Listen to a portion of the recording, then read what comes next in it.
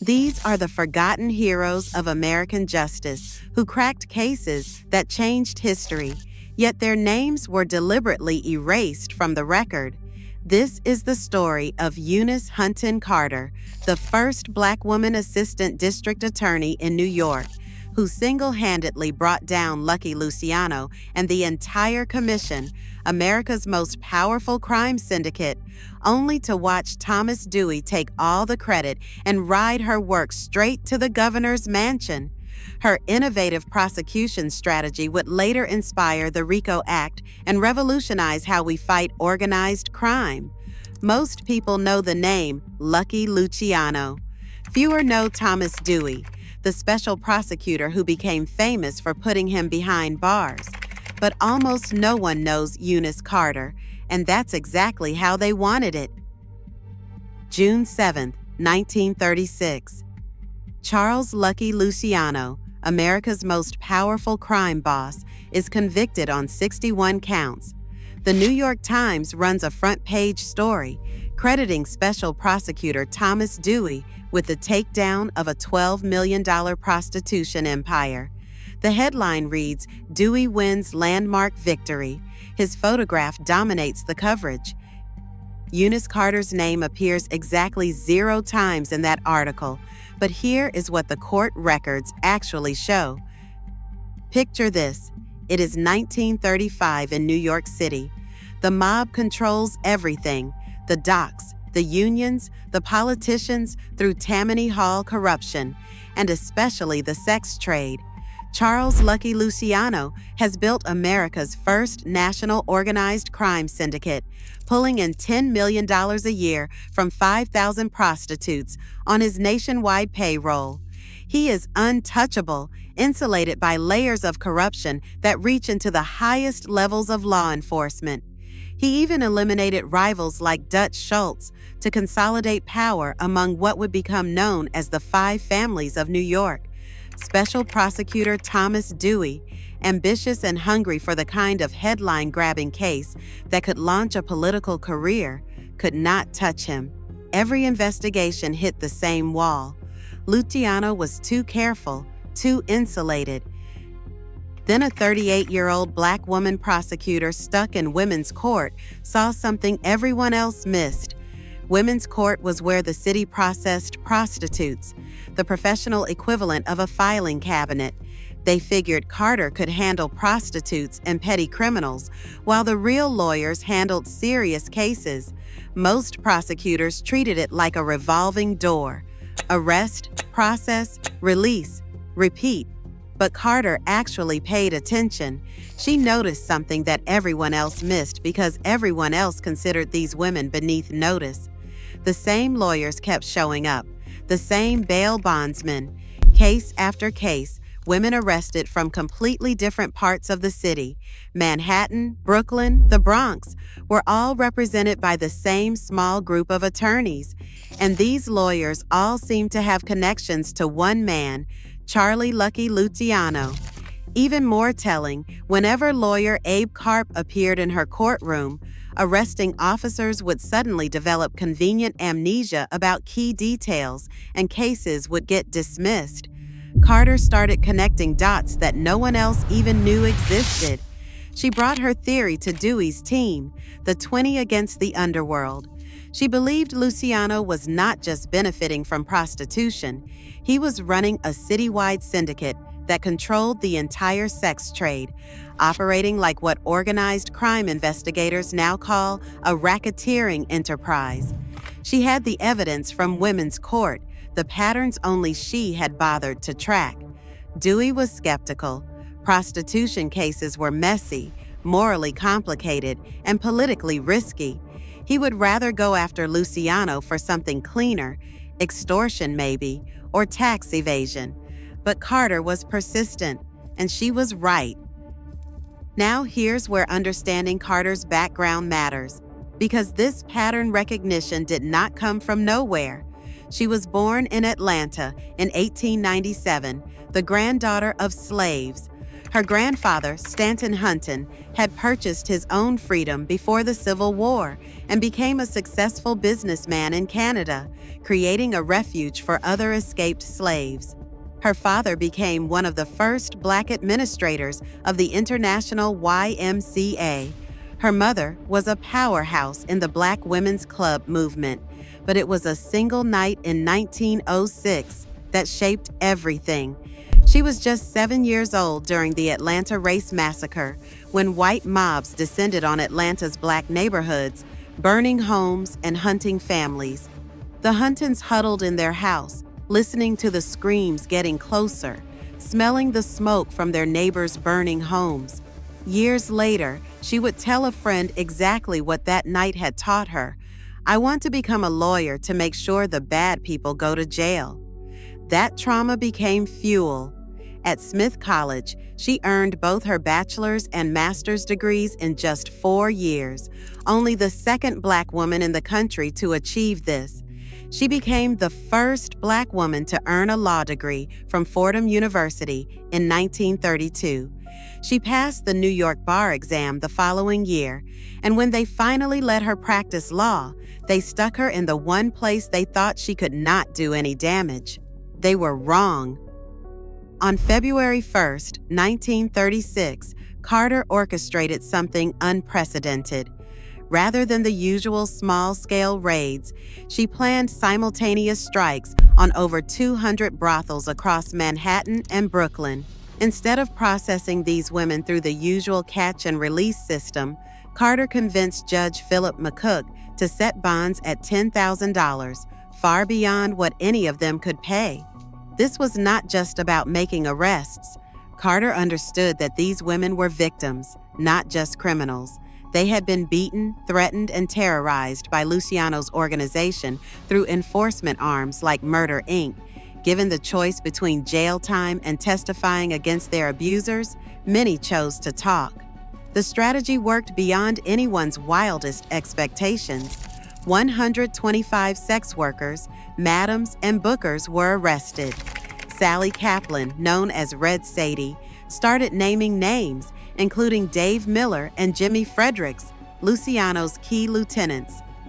Florence Cokie Flo Brown, despite being a drug addict and former prostitute, became a star witness with insider knowledge of the entire operation.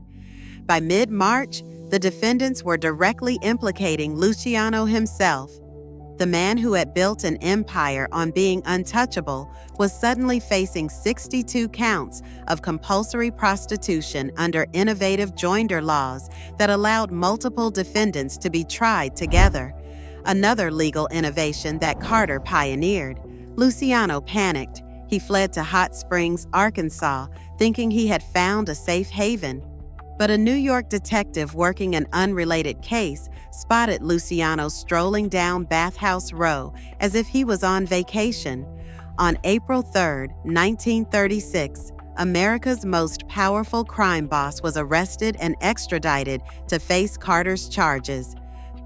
The trial was a media sensation.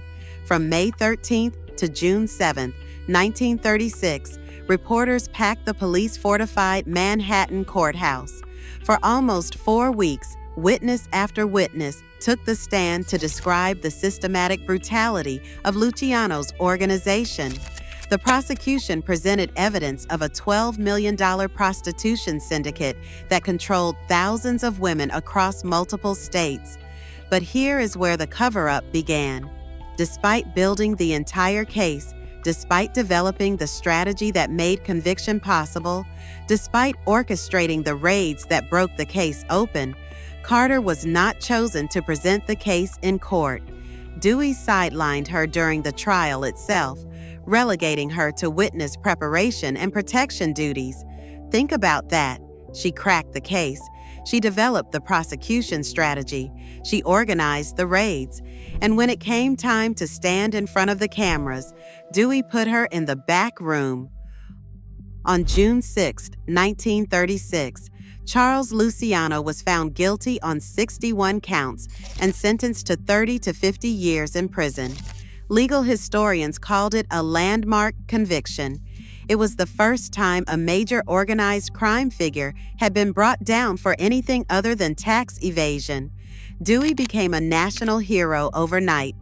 The case launched him to the governorship of New York and 2 presidential nominations. Newspapers called him the greatest gangbuster of his generation. Meanwhile, Carter's name disappeared. The erasure was systematic and deliberate. She was paid significantly less than her white male colleagues, and court records document this. She was passed over for promotions despite her proven abilities. As her grandson Stephen Carter would later write, she could never quite escape the noxious hold of American racism, whether it was being paid far less than her white peers on Dewey's staff, or being passed over in favor of a rival for a prestigious judicial appointment. But Carter refused to disappear quietly. In 1937, Dewey appointed her chief of the Special Sessions Bureau, where she presided over 14,000 misdemeanor cases annually and became one of the highest-paid African-American lawyers in New York. She campaigned for Dewey's presidential runs in 1944 and 1948, even as he consistently chose others for important appointments. After leaving government in 1945, Carter pivoted to international work. In 1955, she was elected chair of the United Nations International Conference of Non-Governmental Organizations, at the time the highest post ever held by a woman at the United Nations. She served on the executive committee of the International Council of Women and traveled the world advocating for women's rights. Skill, talent, and ingenuity prevail in womankind as well as mankind, she declared at a conference in Greece, words that could serve as her life motto. Carter died in 1970, largely unknown outside legal circles. For decades, the Luciano case was told as the Thomas Dewey story, with Carter reduced to a footnote if mentioned at all. It was not until 2018, 82 years after the conviction, that the full story began to emerge. Her grandson Stephen Carter published Invisible, the forgotten story of the Black woman lawyer who took down America's most powerful mobster. To write it, he had to excavate archives, dig through court records, and piece together newspaper clippings that mentioned her name only in passing. The book revealed not just professional achievements, but personal complexities, including her possible affair with jazz musician Fletcher Henderson and her difficult relationship with her communist brother Alpheus, who went to prison during the McCarthy era alongside Dashiell Hammett. Today, Carter is finally getting recognition. The Mob Museum in Las Vegas features her prominently. PBS highlighted her story in their Hidden Histories series. Legal scholars are re-examining the Luciano case and crediting her with innovations that changed how prosecutors approach organized crime. But questions remain. Why was such a crucial figure erased so completely? The answer lies in the intersection of racism and sexism that defined her era. Peter Kugasian, an assistant Manhattan district attorney, said that this was the beginning of the end for organized crime, the way it operated, and that it showed they were not invulnerable. But crediting a Black woman with that breakthrough was unthinkable in 1936 America. So they did not. They gave the credit to Dewey, launched his political career, and let Carter's name fade from the record. And it almost worked. Carter's pattern recognition skills, developed through years of actually listening to sex workers instead of dismissing them, cracked the biggest case of the decade and established prosecution methods that directly influenced the RICO Act of 1970. Every RICO case since, from John Gotti to modern drug cartels, owes something to Carter's approach of treating criminal organizations as enterprises rather than collections of individual crimes. The Luciano conviction did not just put one man in prison. It demonstrated that organized crime could be defeated through innovative prosecution strategies and careful attention to victims' voices. Carter proved that justice could come from unexpected places and that the people society overlooks often see what others miss. And her story reminds us how easily history erases inconvenient heroes. Her brilliance was undeniable, her contributions essential, yet she nearly vanished completely from the historical record. How many other Eunice Carters have we lost? How many crucial stories remain buried because they do not fit neat narratives about who gets to be a hero? Today, as we grapple with ongoing issues of criminal justice reform and systemic inequality, Carter's approach feels remarkably modern.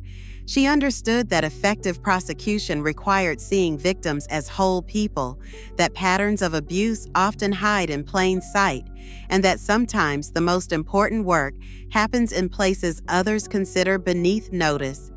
Eunice Hunton Carter spent her life fighting to make sure the bad people went to jail, just as she had promised as a 7-year-old hiding from the Atlanta race massacre. She succeeded beyond anyone's expectations, then watched the world forget her name.